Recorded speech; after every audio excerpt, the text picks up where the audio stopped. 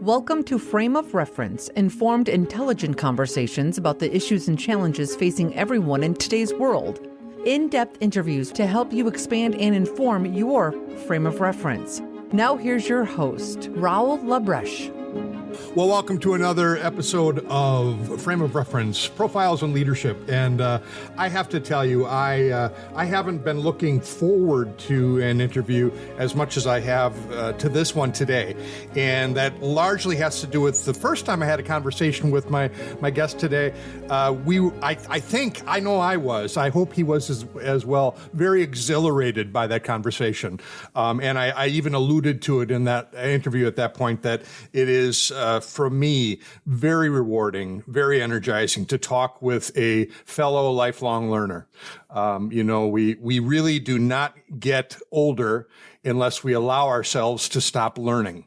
And even though our bodies may age and start to creak and crack and complain about things we do to them, our minds continue to expand as long as we're willing to learn. And this gentleman, Emmanuel Daniel, who is sitting across the screen from me in Singapore now, folks. The last time we talked, he was in Dubai, and now he's in Singapore. And I have to tell you, Emmanuel, I am still in Sauk Prairie. I was in Sauk Prairie. I am now in Sauk Prairie. I think the farthest I've gotten away from Sauk Prairie is Schultzburg, Wisconsin. So good to know.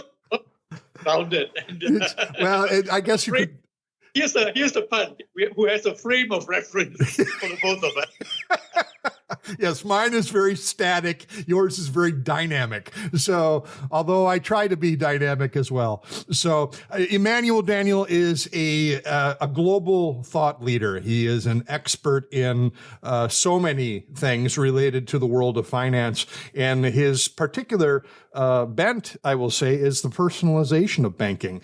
And that's a concept that, even as I've tried to explain it to friends of mine since our interview, it is interesting to me that people understand the concept when you start to talk about the way that it works, but they still are stymied by how does such a thing develop and how will it develop. So that's part of what I hope we can cover somewhat today. But it will likely take many conversations to do that because it's dense. It's a dense topic. And what I've appreciated about you more than anything, Emmanuel, is your understanding and breadth of knowledge regarding history, the history of finance, as well as the history of humans utilizing finance. But I also found in reading your book that you referred to Star Trek, and that right away made me go, I want to talk with him more.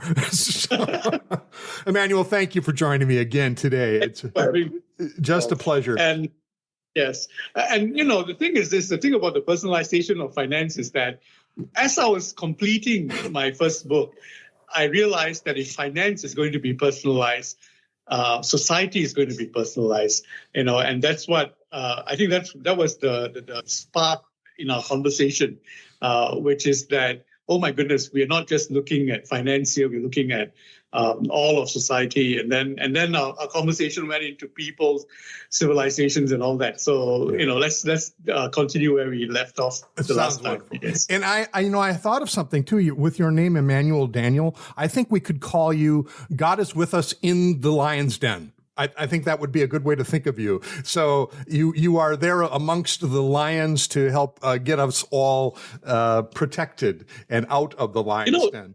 It's interesting that you say that. There was something that my father did when we were growing up. He would go behind a door and he would pray. And my father is Daniel, right? So and he'd do that every day, once a day. And I mean, I probably lost a lot of my religiosity, but this thing about being mindful of a force that is larger than us, and imbibing it, and submitting to it is something very deep inside me.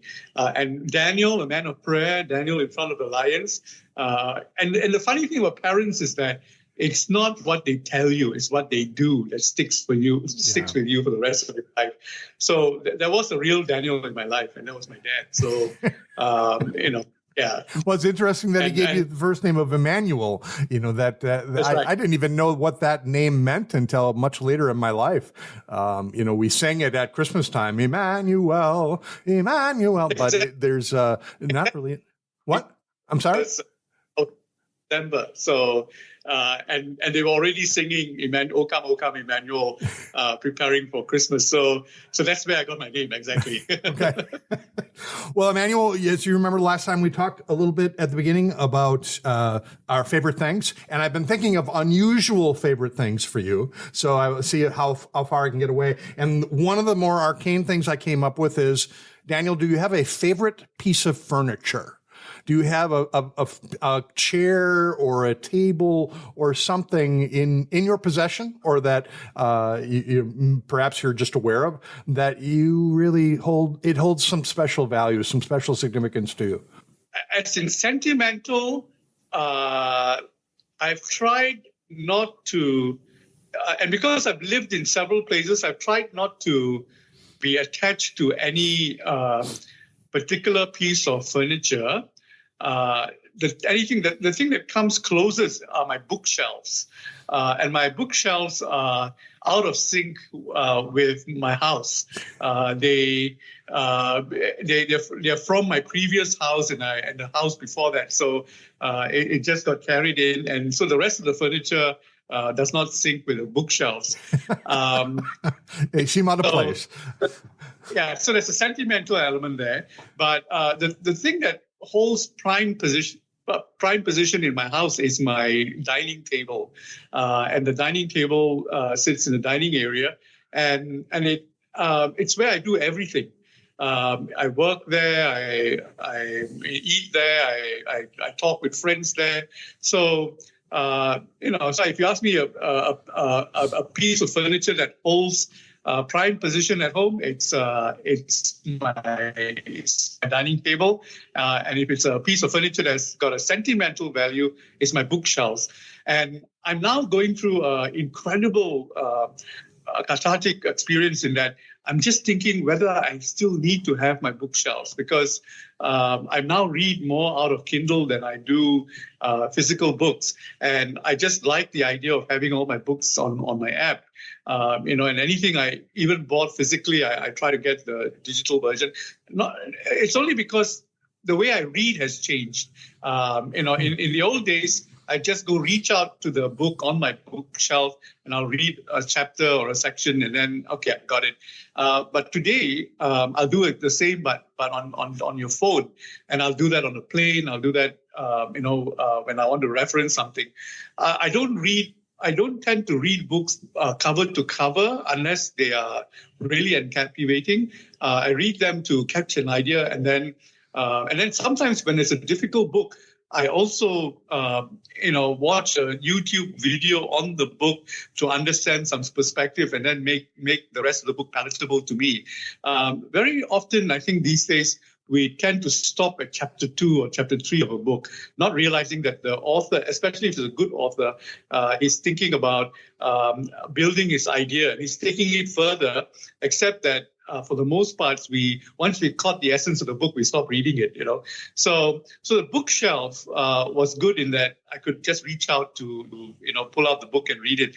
And I only have 3 bookshelves, which means that I have another 3 boxes of books that are in the storeroom, but only 3 shelves displayed at any time, and choose which which books make it to that list that's up there that I just keep going back to refer. Harry Potter. So yeah, and then keep going back to it. Yeah. There are books there that I just keep going back to. So the bookshelf has a sort of a intellectual and emotional, place in my life. Yeah. Are there books that were seminal books to you that you read at a particular time in your life that you find you're going back to because there's a message there that you need to keep reiterating in your life? I don't know why, but there's a South African writer called Nadine Godimer, and I caught her maybe when I was in my 20s probably, or early 30s. And there's a book, My Father's Story, or something like that. And I keep going back to it because it's a fiction, a piece of fiction, but it reflects on South African society. I keep going back to it just because at the time that I read it, it had an emotional bearing on me, and something to do with the integrity of fathers at home, that sort of thing, and how fathers struggle to hold family together in a society that's changing and all that. So I keep going back to that one, and I go back to various other books. But that particular one, I know nothing about South African society. It's not my community, but somehow something about that book caught my intrigue and is a reference in that way. So that's one. And there are other books that way that I keep going back to. Alan Paton, who wrote, A Cry in the Beloved Country, and many others. So there are books that I keep going back to. And there are books that came across as textbook, The Competitive Advantage of Nations, for example, that it was an important book to read because everybody else took it seriously. But today, I find myself disintegrating the ideas into a new idea. So that, in other words, I'm growing out of that book. And that's actually my next book, which is, the Winning Civilization. And I'm saying that the Western way of looking at the relationship between countries as a didactic relationship, it's either you or me, and then it's you or me, and then something else comes out of it. It's not necessarily the defining relationship between states, because now we have alternative ideas floating around in the world that we need to start thinking differently. So there are states today that are on ascendancy, but are not driven by that competitive element. It's driven by the ability to hold itself together. And I'm thinking of countries like Indonesia, which, interestingly, when you stop hearing about a country, something good might be happening in that. We all know that Philippines. When we say the word Philippines, we think Marcos and the corruption and the revolution and all that. But that is now 30 years ago. And when the new Marcos became president, guess what? He's one in a line of presidents whose names we have forgotten. And that's because the country is so stable today that it doesn't matter who the president is. The Senate holds together, the body politic is able to contain the presidents as they come and go. In fact, the one who just ended his presidency, Duterte, when he became president, the United States became very upset because he was saying all the wrong things, and he was such a rightist. No, he was a populist. Sorry, and conservative populist, and then he came and he went. And we're now into another presidency. So Indonesia is $1 trillion economy today. It was a basket case, at the end of the Asian financial crisis, and today it's one of the most progressive democracies in Asia. So when you stop hearing about a country, something good might be happening. It's coming. Which is not newsworthy most times. So, yeah. Okay, so that's one favorite question. We took I don't know how many minutes with that. So I'll just take time for one more question because we have so much other thing to talk about. But I do have to say something about books because you were talking about the way that you read books and that you prefer a Kindle. I would agree with you. I prefer a Kindle as well, and I'm seriously contemplating getting rid of a lot of books that I have because I've realized that the digital copy is available. So why not just get that? But the last time we talked, I made a promise to you that I would read your entire book about the personalization of banking. And I failed.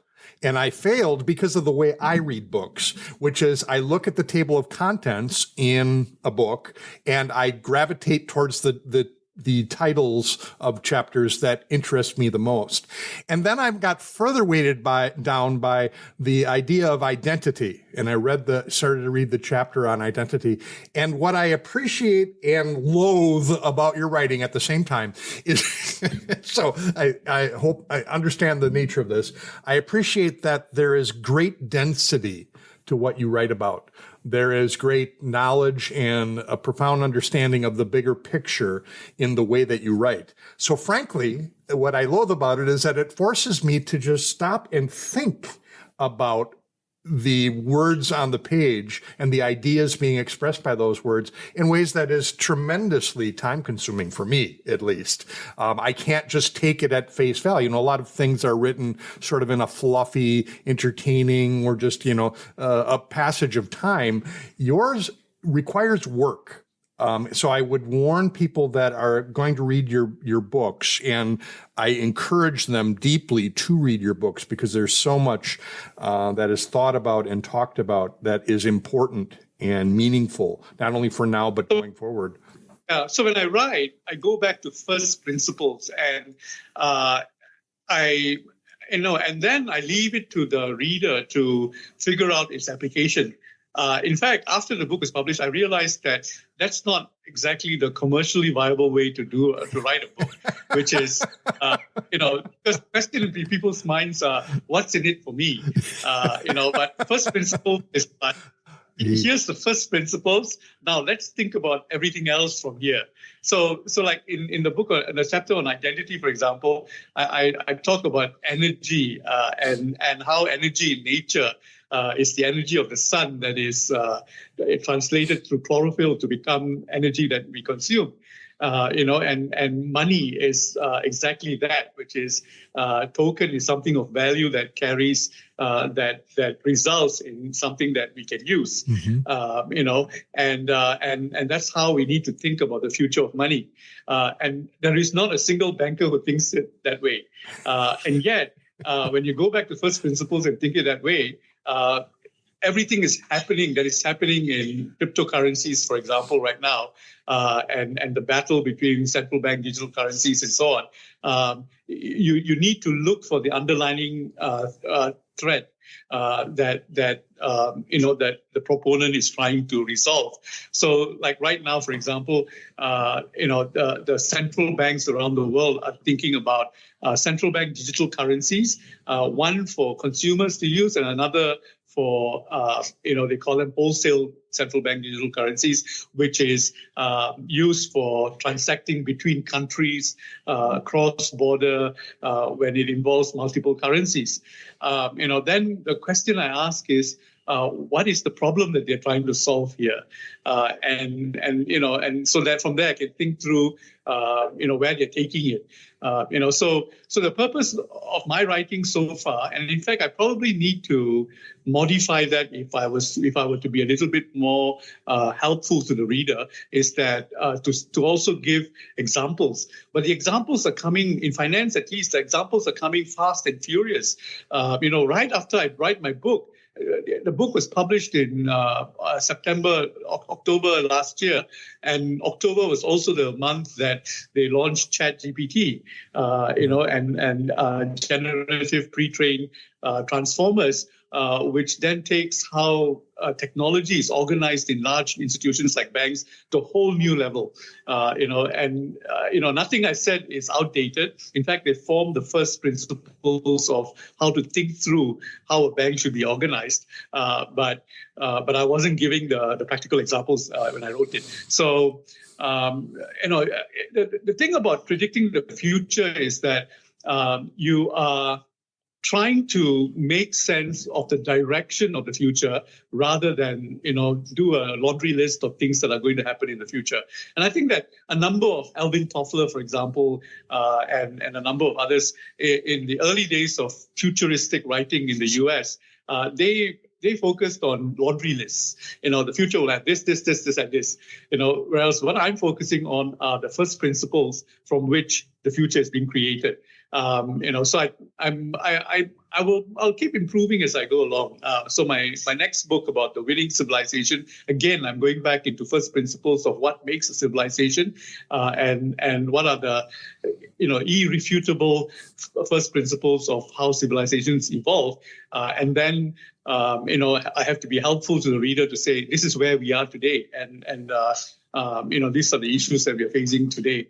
So it's an interesting discipline, the whole idea of being able to construct, a useful idea of how to think, where so many things that are happening at the same time is taking us. Well, and I would have to say that perhaps your way of writing is not profitable, but to some extent in some circles, but I find it extremely profitable to me personally, because it does elicit, you do give examples. It's not, you do give some analogies that are really helpful. The ice industry, is one that you come back to repeatedly.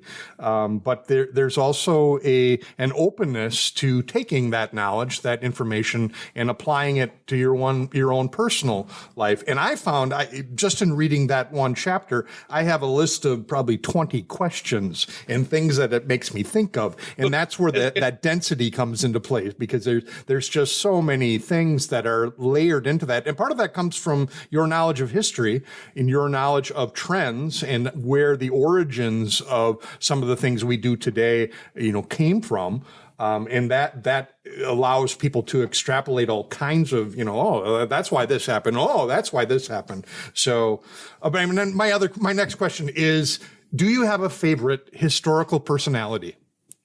Whoa! Of course, I enjoy all of them. Lately, I've been thinking a lot about Napoleon, right? Really, and, Napoleon? Yeah, that's because I was in Estonia and Latvia and Lithuania just the last 3 weeks, and the whole thing about these countries is that they were like the doormat of the two big civilizations at that time, which was the French and the Russians, and how Napoleon used Estonia as launching pad into Russia, and he failed dramatically and so on. So I do, historically is other people that I think a lot about. I think I do think about Napoleon quite a bit because of his ability to organize society so quickly. It's not that his warmongering, but his building of codes and charters and rules of everyday life that helped him to, create rules that we use to this day. So I like that about him very much. And the fact that he organized the largest army, in Europe of 1 million people, 1 million men, and of many different societies, marching towards Russia. That requires incredible organizational skills, and of course, then you build backwards and you look at Philip of Macedonia, for example, and at the end of the Bronze Age, the ability to get a small platoon of men organized into a troop, enabled the Greeks to build an empire that went all the way out to India, and nobody stopped them along the way. It's not as if they were a huge army; they were just organized. That's it, and that you can do that. In the case of Alexander the Great, it's like you can do that before you're 33 years old, and you're done. And the rest of history is unraveling what you've done. So different people.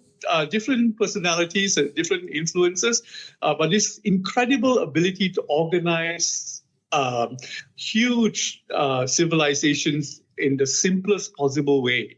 That intrigues me a lot. And a number of British, colonialists like Clive, who started the British rule of India, and then Stanford Raffles, who only spent a maximum of 6 months in Singapore, and he is today. If you come down to Singapore, he's attributed to be the founder of Singapore. And in the 6 months that he was in Singapore, all he did was draw up a city plan where all the different communities should live. And that plan is still recognizable today on the streets of Singapore, which is, the Malay Quarter, the Indian, Little India, where Chinatown is. And the British Empire, if you travel from Calcutta to Hong Kong, you'll see the same formula. The cricket field, the Anglican church, the civic building, and the cricket club, right? They're all aligned next to each other in exactly the same proportion in every city that was part of the British Empire. It thrills me that I can go to Kenya, to South Africa, to Hong Kong even, and you see that the center of administration was very simply this: the Anglican Church, the civic buildings, the post office, and the cricket club. And at the height of the East India Company, it was 1,000 very young Englishmen, sent to rule the empire where the sun never set, and in many of those places, they would position one resident who looks after the entire society or province for which they are given responsibility, and that's all it was. That was the British Empire. It wasn't like 1,000 British men in one place, overlording over another 1,000 people or something like that. It was always one person overloading an entire population. So the ability of men in their time to be organized or to organize society around very simple principles, that thrills me a lot. And the leaders who have been able to do that over time, I pay attention a lot to them. So I mentioned Napoleon, and then Philip of Macedonia, and a few others that way. Yeah, it's interesting how you talk about the way that those communities, those cities, are designed. It makes me think of one of the foundational elements that I remember from your book is this idea of a communal currency.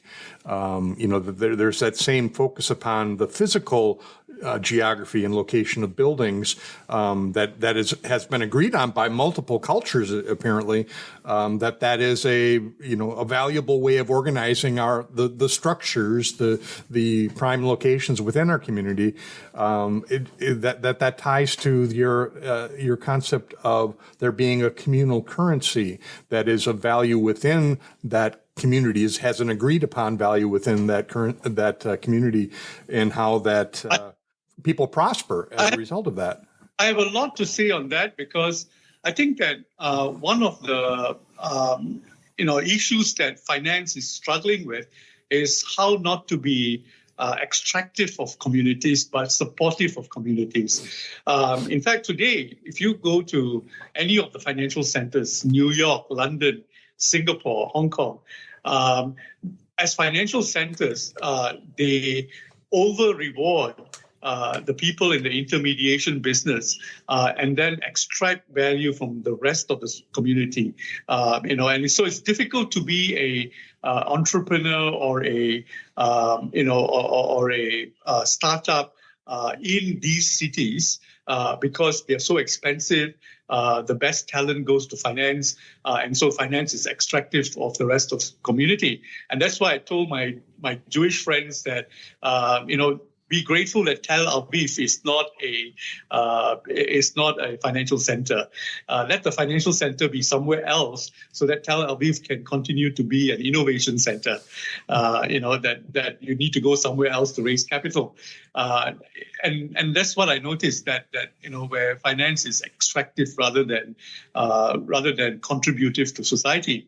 But there's another alternative model, which is, as I said, a community currency idea, and it's a very simple concept. It always existed, and guess what? I identified at least 5 community currencies in the U.S.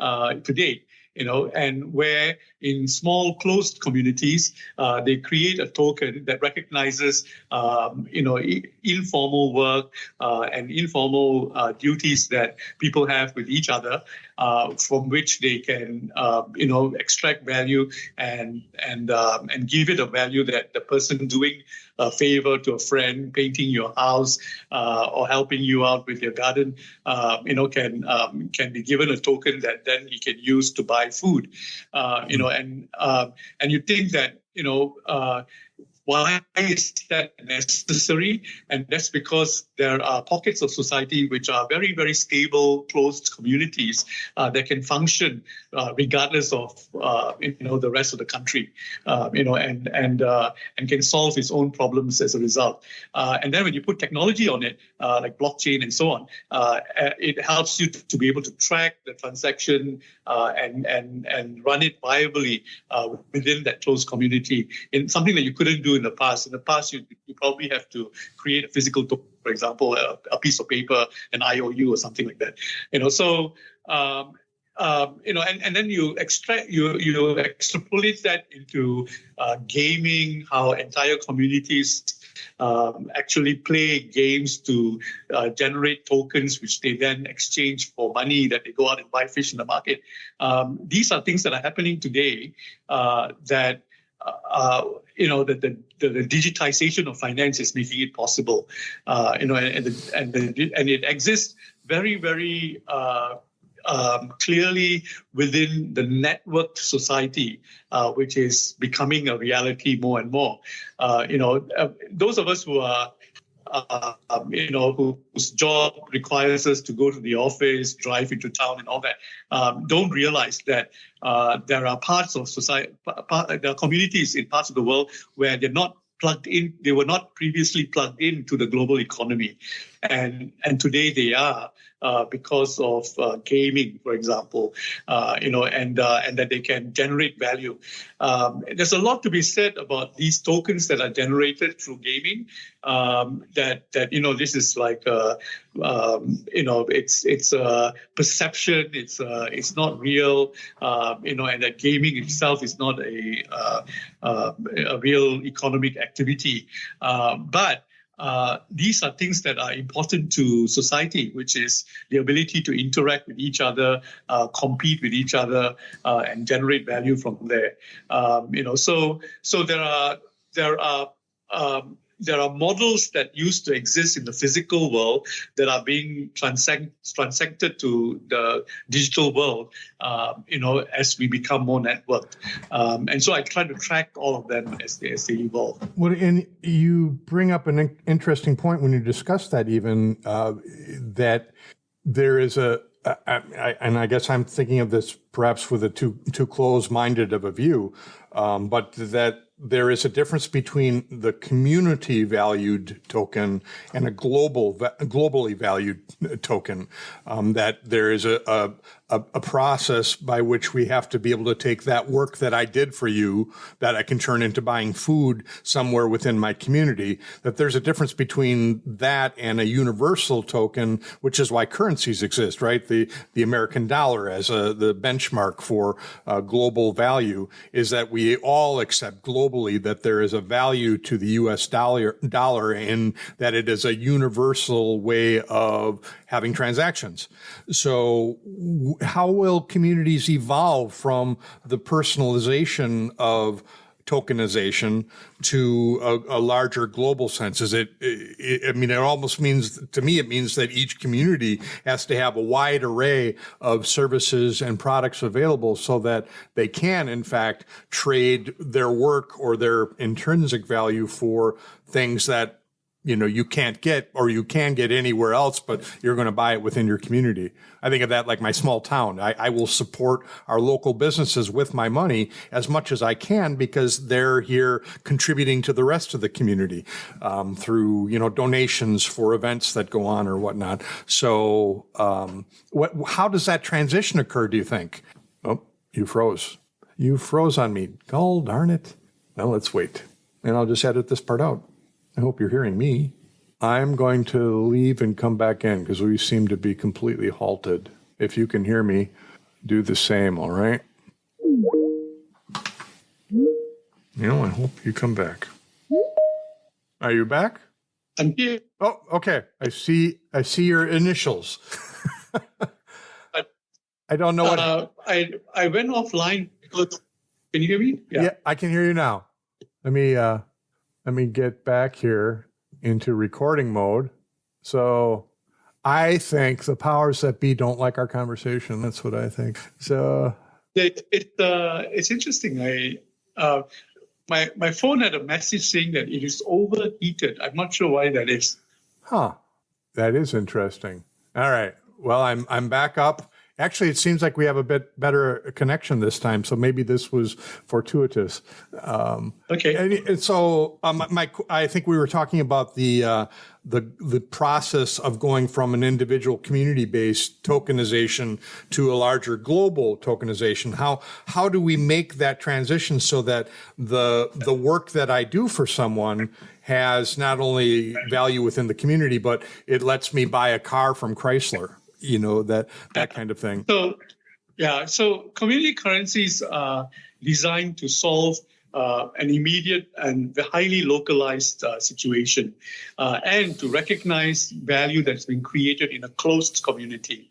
And it usually functions best in a distressed community where joblessness, for example, is a high rate of unemployment, and in communities that operate outside of the mainstream in difficult parts of the country, things like that. You don't transpose that or you don't extrapolate that into the rest of the country. In fact, the Kenyan example that I gave, Saparu Credit, it's for a village, and I think the people in the NGOs, the non-government organizations, would appreciate what I'm saying about, or what we just discussed about community currencies, because they wish that they could create community currencies around the projects that they support. And then the community pulls itself up by its bootstraps by generating value, in activities that otherwise would not get, attention or recognized within, the broader community or the broader country. The problems that central banks are trying to deal with is at another level altogether. It used to be that the currencies of the world used to be, backed by gold. And today, almost all currencies are fiat, which means that central banks can print as much money as they want.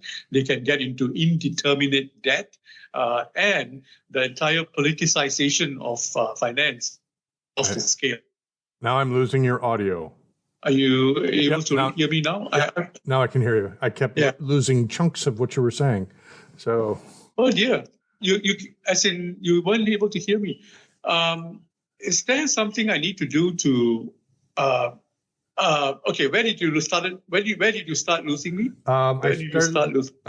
You were talking about the idea of banks having this capability of the fiating of printing money, and how that. Okay, let me go back to community currencies, and then I'll come to this. Okay. So the community currencies in general are created to solve highly localized problems in highly distressed communities that very often exist outside the mainstream or have very specific needs, such as high unemployment and no discernible commercial activity, stuff like that, or something in that society had broken down, and they can exist in a larger state. So the example that I gave, which was Safaru credit in Kenya, so Safaru credit is a community currency that exists within a country which has a fiat currency. And fiat currencies are designed to solve another problem altogether. That's central banking. That is the ability of governments to issue as much debt as they want to solve political problems at the national level and so on. And then, of course, that gets traded on the global trading platform and so on. And then there's yet another dimension today, which is the possibility of a global currency that is not dictated or managed by anybody, and that currency exists. It's Bitcoin. And the fact that we have this beautiful architecture of a currency that is trusted by everybody and is a transmission of value which is ungovernable because of the way it's constituted, is yet at another level, which the central banks view as a threat, because it undermines their own ability to continue issuing fiat currencies. So we're talking about three very different dimensions that are developing on their own. They don't necessarily affect each other at the moment, but at some point, it's all a case of like community currencies. They exist within certain situations, and when those situations cease to exist, then the reason for the community currency also evaporates, and that community plugs into the rest of mainstream. And community currencies of great interest to NGOs, for example, trying to solve problems in highly distressed situations, or trying to create communities around activities that they do. I was in Timbuktu, and the thing that struck me about Timbuktu is that you go down the main street of Timbuktu, which is a dust road. On both sides of the main street, there are many NGOs from the Western world having offices in Timbuktu, like 40 or 50 of them, and they only come once a year to come in to do some activities, and then they leave. And the whole idea is that, how do you create a viable economy in a place like Timbuktu, which is 1,500 kilometers away from the capital in the middle of the Sahara Desert, and how do you get that community up on its bootstrap? So that's a different problem related, relative to central bank fiat currencies and the new currencies that are coming on through cryptocurrencies. As I thought about the idea of there being assets, that people have either currency or bank accounts or stock, dividends and stock available that builds wealth, personal wealth that can be used for other purposes. Are there immutable assets? I mean, are there... to me, if in a perfect society, it would be Star Trekian to the extent that there would no longer be money. People would have the things that they need, and that they would contribute a value to the world around them that, enables them to be of worth. And in that world, you begin to see, I think, the elimination of things like lying, because lying is never valuable beyond a very small point of time, because eventually the lies are found out and it undermines the value of that currency, right? And I would hope that we could somehow come up with immutable assets like people of integrity, or people that were honest, people that were caring and compassionate and empathetic. Perhaps that would alleviate some of our problems in contemporary American society if the signs that we have in our community say "be kind." Well, I would like to see some of the folks that are active in our political communities today, be defaulting on their loan because they're not kind. So. Rahul, you hit something on you may not have realized this, but you hit the nail on the head on a very, very interesting point here, which is lying is necessary in a markets economy. And in a markets economy, when you and I exchange something of value, I have to make sure that I get the best price for it. And you must make sure that you get the best price for it. And we both be hiding certain facts about the transaction until we can leverage the highest possible value from each other. That's a markets economy, okay? We are now transitioning into a networked economy where the truth actually creates value. Now, if you take information, information is the one asset that when I give to you, I don't lose it. And when I give it to 10 people, I don't become less important. I become more important as a result. Right. So it's the one asset that actually increases in value the more it's networked. And it can only network if there is great transparency or what they call symmetry of information between the people transacting in a network, system. So we are transitioning into an economy where visibility, transparency, and the symmetry of information creates the value. So the interesting thing is this: take mortgages, and bank deposits. For goodness sakes, we just had Silicon Valley Bank and so on. And what's different between bank deposits in the age of Silicon Valley Bank as opposed to the good old bank runs of the 1930s? In the good old bank runs in the 1930s, it was about large numbers of people queuing up in front of the bank in order to get physical money out of their bank accounts because they were afraid. And the funny thing about Silicon Valley Bank's deposit crisis was that there was no queue. There were hardly 10 people out in the front door of the branches. The newspapers had a hard time trying to find a photograph that tried to show there was a bank run, because the bank run happened all at once on a Sunday afternoon. $60 billion just evaporated because it was a digital transaction, right? Now, take that into mortgages.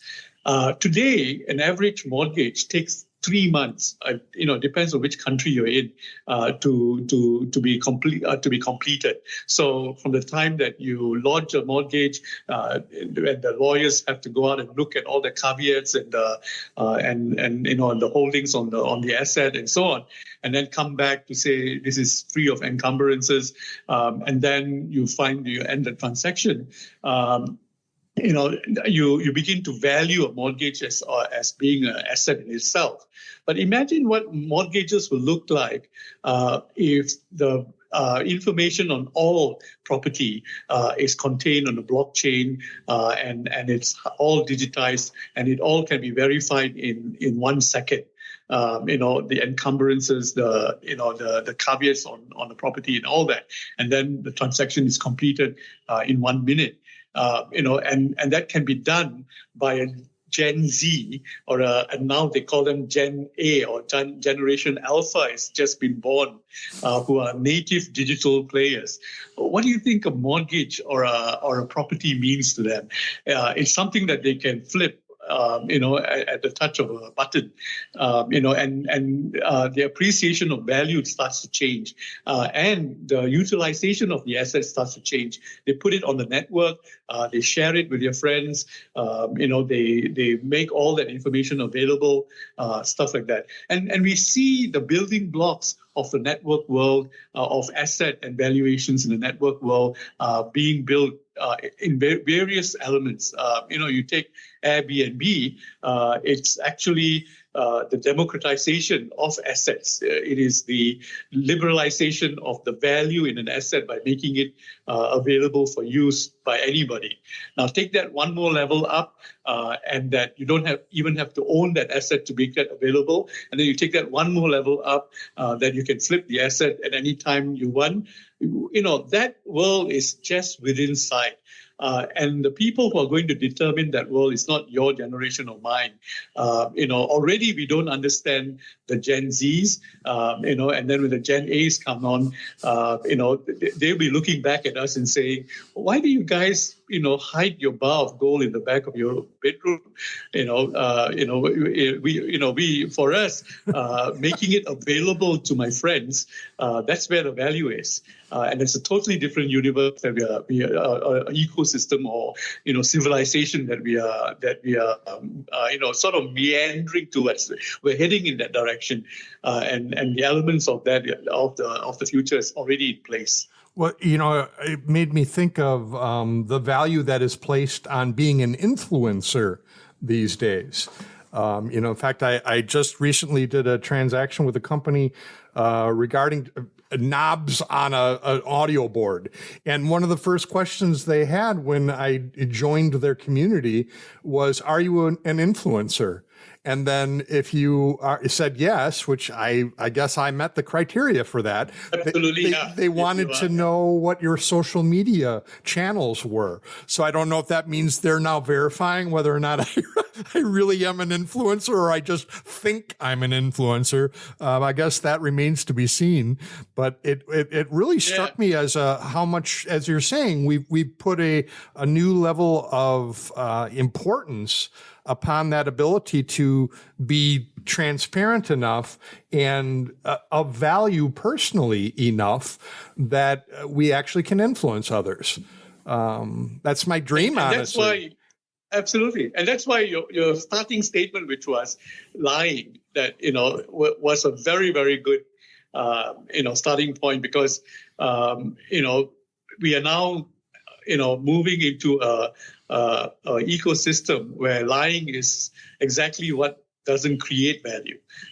Transparency and symmetry of information is exactly what creates value. And the next generation will look back at you and say, why was there a need to even lie in the first place? Yeah. That by giving all the information that I have into the network, that's what creates the value that I have.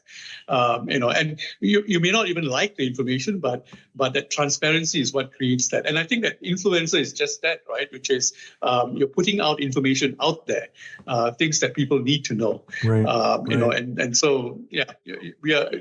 Those are the building blocks. Well, I see so much value in what used to be commonplace things in our cultures and our societies, and those being things like kindness, compassion, empathy. That those, if there were a way to monetize, and I don't mean that in a vulgar way, but to monetize the value of those things in a way that allowed a person who instilled those qualities into their character, that they would become more valuable. We have an entire political system that is based on the antithesis of that. We have a capitalization system that's based on power and abuse and corruption and, winning, which I've always found to be, in order for there to be a winner, there has to be a loser. And what value is there to having a loser in any equation? I don't understand that thinking. So the capitalist world that we know today is transactional, it's markets driven, and that's, and actually borrowed that idea from a Rand Corporation analyst who wrote a paper in the 1990s saying that human civilization moves from its tribal to its institutional to its markets to its network phases. And we need to know which of the phases we are in or dealing with to understand what the issues are. And that's why the market space is where lying is important, because the value is in the transaction. The winner takes it all. That's the market space. Network, being out there and being transparent is the value. Now, the interesting thing here is that the personalization of finance, which then leads into the personalization of society, unfortunately accentuates the ability to be narcissistic with truth. The funny thing about narcissism is that it's a that gets perfected in the networked world rather than in the transactional world, in the markets world. In the markets world, you actually have to be nice to each other to complete the transaction, although you're lying to each other. In the networked world, because you know everything about each other, the ability to extract value also depends on being selfish. So I think that, and I said that in the book, that the personalization of finance also means that the propensity to narcissism will increase, and I think that people reading it will be wondering where I'm coming from for that. But when you look at the Gen Zs and the new generations that are coming on, they're actually incredibly able to be much more narcissistic than previous generations. Which is worrisome for civilization, is it not? If we can. Yeah, so we will need new rules of engagement which have not been created as yet. We are starting to do that now, even in education. Now that with ChatGPT, you don't have to memorize everything, and that any information you want, can be constructed for you. Then the value of education just changes. It pivots a totally different direction, and we need to articulate that, and then spend time building that. So if in the old education system, the whole idea is to ace the examination by demonstrating how much you remember, and now remembering is no longer the value. It's the questions that you ask that makes you of greater value, because your ability to use a device or a platform to generate that information. So then the whole orientation of education is learning how to ask the right questions, and then being able to construct your own reality, based on your values, or something like that, right? So we are in the early days of reconstructing how education is incentivized, and then how society is organized, and it's a long journey. And I think that the people who have asked for a slowdown or a moratorium on the growth of AI, there's a point that we really need to think a little bit about what we are getting into, because the process by which the freedom of information and the availability of information is going to, rent society asunder is very, very powerful, and we are going to be paying a very high price in the next 10 years or so. Folks, my guest this week is Emmanuel Daniel. As I like to think of him, he is God is among us in the lion's den, and we have been talking about many subjects that affect us all in the lion's den of monetary transactions. And I think we can continue the conversation, right? But we'll stop this episode to give people an opportunity to have a week's worth of digestion, and what would be the word? I'm thinking formation, but that's not correct. The ability to process, to synthesize this information, and return next week with even more. I have a whole list of questions. I think I got into one of them. So this could go on for quite a while. But Emmanuel is the author of a wonderful book called The Great Transition, The Personalization of Finance is Here. You can find that on Kindle. You can find that on Amazon. You can get a hard copy or an electronic copy. So I'm personally trying to weed my way through the electronic copy. But Daniel, a pleasure talking with you, and we're going to talk some more. So folks, join us next week for part 2 of this conversation. And please come willing to think about things that perhaps you have never thought about before, but we all do need to think about. Take care. Thanks, Raul.